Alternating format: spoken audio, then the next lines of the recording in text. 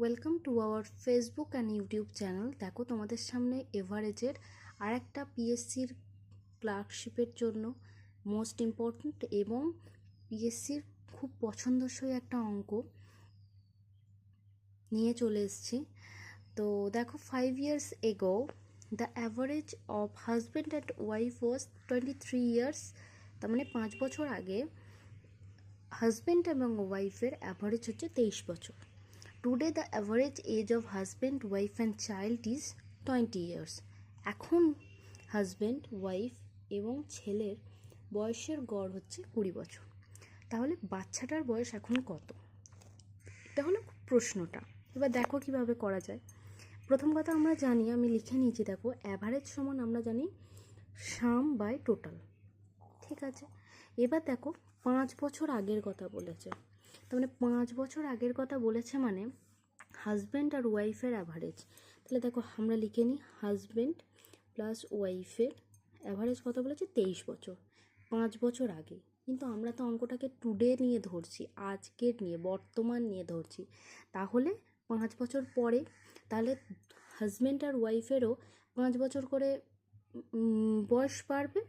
তাহলে তাদের বয়সের গড় তখন কত হবে? 28, কারণ 23 আর 5 28 বছর।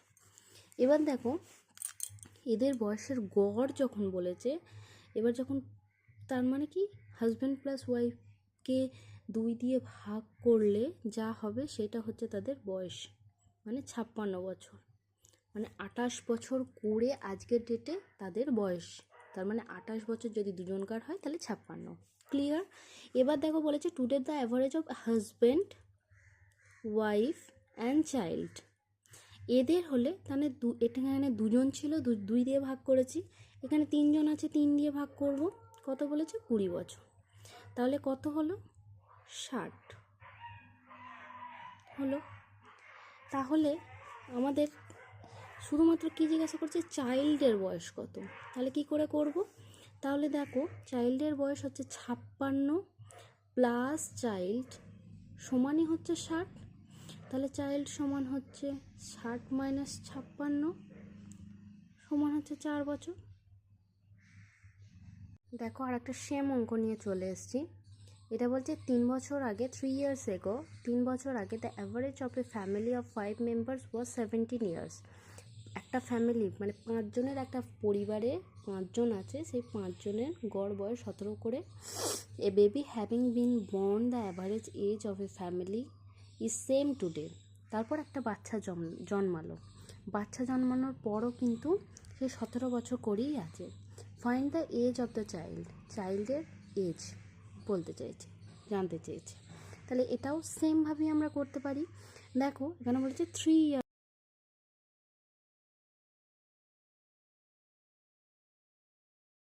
এগো, 17 বছর। তার মানে 17 আর 3 20, তার মানে 5 জন, 5 ফ্যামিলি মেম্বার্সের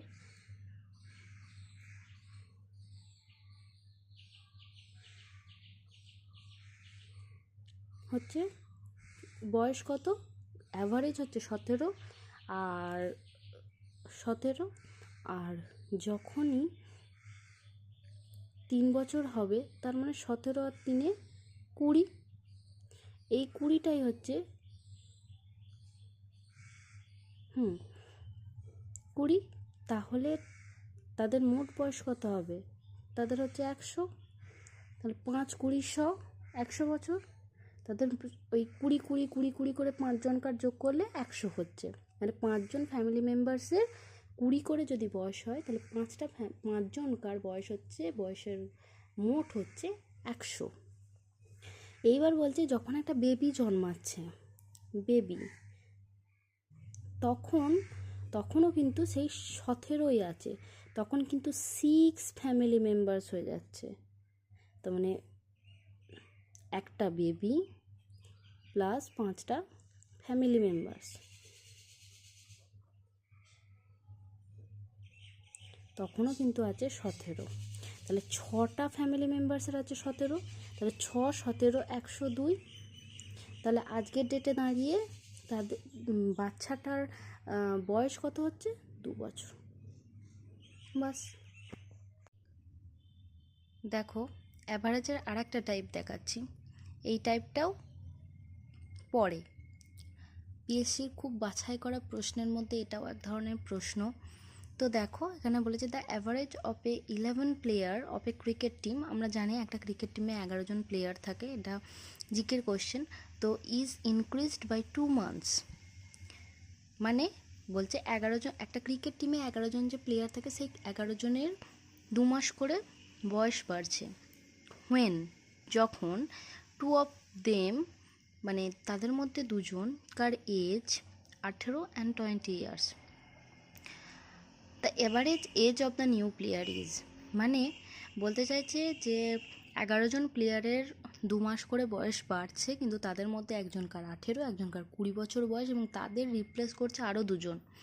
তার নতুন যারা এলো তাদের দুজনের অ্যাভারেজ এজ কত। তো দেখো আমরা ধরে নিলাম, এটা একটা নতুন ট্রিক, ধরে নেওয়া যাক। তো আমরা দেখো বলছি যে 11 জন প্লেয়ারের ধরলাম এক্স বছর করে, ঠিক আছে। এরপর সেমি যখন 2 মাস করে বাড়ছে, সেই 11 জন প্লেয়ারেরই বয়স x+2 করে বেড়ে যাচ্ছে। তার মানে এদের ডিফারেন্স কত? এদের ডিফারেন্স হচ্ছে 2, আর এদের ডিফারেন্স কত? 0। এটা একটা নিউ টেকনিক। তো দেখো এদের মধ্যে ডিফারেন্স কত আর এদের মধ্যে ডিফারেন্স কত, তাহলে কি 0 থেকে x 0, আর 11 2 22, মানে 0 ইন্টু এক্স 0, আর 11 ইন্টু 2 22। তাহলে কত হচ্ছে? তাহলে হচ্ছে যে 22 হলো, 22 বছর। এবার দেখো বলছে তাদের মধ্যে 18 জন আর 20 জন দুজনকার বয়স, তাহলে 18 আর 20 দুজনকার বয়সের গড় মোট হচ্ছে 38 বছর। তাহলে 38 বছর 22 মাস। তাহলে যে দুজন এলো সেই দুজনকে রিপ্লেস করছে, তাহলে সেই দুজনের মোট কত হবে? না, the average age of the new player is, তাহলে অ্যাভারেজ কত হবে? এইটা 38 বছর আর এটা 22 মাস বেরোলো, সেই দুজনের চেয়েছে, তাহলে 2 19 আর 2 11, তাহলে হলো 19 বছর 11 মাস। দেখো যদি শক্ত ধরনের একটু অঙ্ক দেয়, মানে সোজার উপর শক্ত, দেখো দেখলেই তোমরা বুঝতে পারবে অঙ্কটা সোজা, একটু ঘুরিয়ে দিয়েছে। তো এটা একটা নতুন ধরনের অঙ্ক তোমাদের সামনে তুলে ধরার চেষ্টা করছি। নতুন নতুন সমস্ত কিছুই তুলে ধরার চেষ্টা করব, আমি নিজেও শিখবো এবং আমি চেষ্টা করব আমার সকল ভাই বোনেরা সকলে একটু শিখুক বা তাদের একটু হেল্প হোক। দেখো the batting average of A batsman in 40 innings 50 runs, মানে একজন ব্যাটসম্যানের ব্যাটিংয়ের অ্যাভারেজ হচ্ছে 40 ইনিং, মানে 40 ইনিংসে 50 run. If the difference between highest and lowest 172, মানে যদি তার হায়েস্ট এবং লোয়েস্ট কি বলবো রান আর কি ডিফারেন্স হচ্ছে 172, অ্যান্ড দিস বোথ ইনিংস, এই দুটো ইনিংসই মানে হায়েস্ট এবং লোয়েস্ট ইনিংস আর এক্সক্লুডেড, বাদ দিয়ে দেওয়া হয়, তাহলে তার অ্যাভারেজ গিয়ে দাঁড়াচ্ছে 48। Find his highest score. দেখো একটু নতুন ধরনের অঙ্ক, হয়তো তোমরা দেখলেই বুঝতে পারবে, যারা নতুনত্ব বোঝে বা নতুন নতুন মানে এই ধরনের লাইনে আছে, কম্পিটিটিভ লাইনে আছে, তারা বুঝতে পারবে যে এটা একটু নতুন ধরনের অঙ্ক। আমি নতুন ধরনের অঙ্ক করছি, তাই এটা তোমাদের সঙ্গে শেয়ার করার চেষ্টা করছি। ভুল ত্রুটি মার্জনীয়, প্লিজ হাতের লেখা নিয়ে কেউ কিছু কারোর খারাপ লাগলেও একটু মানিয়ে গুছিয়ে নিও প্লিজ, বা নেবেন। প্রথমেই বলি যে দেখুন বলছে একজন ব্যাটসম্যানের 40 ইনিংসে 50 রান, তাহলে 40 ইনিংসে 50 রান মানে 40 ইন্টু 50, হওয়ার কথা 2000, তাই তো।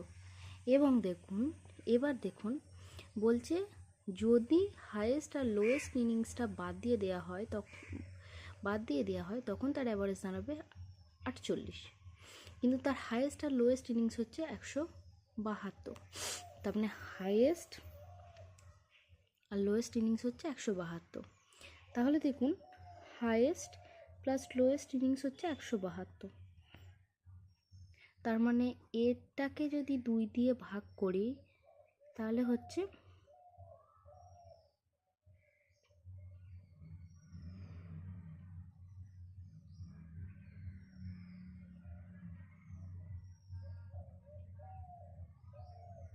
2 6 12, 2 8 16, 2 8 16, 2 6 12, তার মানে হায়েস্ট হচ্ছে 86। এই 86-র মধ্যেও হায়েস্ট হচ্ছে 86, তাহলে হায়েস্ট প্লাস লোয়েস্ট 172। 172কে আমরা যদি 2 দিয়ে ভাগ করি তাহলে আমরা পেয়ে যাব হায়েস্ট হচ্ছে 86। এবার আমরা কিন্তু এটাকে হায়েস্ট বলতে পারি না এই মুহূর্তে, ঠিক আছে? তো তাহলে এবার বলেছে যদি বোথ ইনিংসটা বাদ দেওয়া হয় তাহলে তাদের অ্যাভারেজ দাঁড়াবে 48। তাহলে এখান থেকে যদি 48 আমরা বাদ দিই তাহলে 8 আর 8 16, 4 আর 1 5, 6 7 8, তার মানে আমরা নিশ্চয়ই বলতে পারি এখানে 2 করে কমছে, তার মানে 38 এবং 48 গুণ করলে হচ্ছে 1824।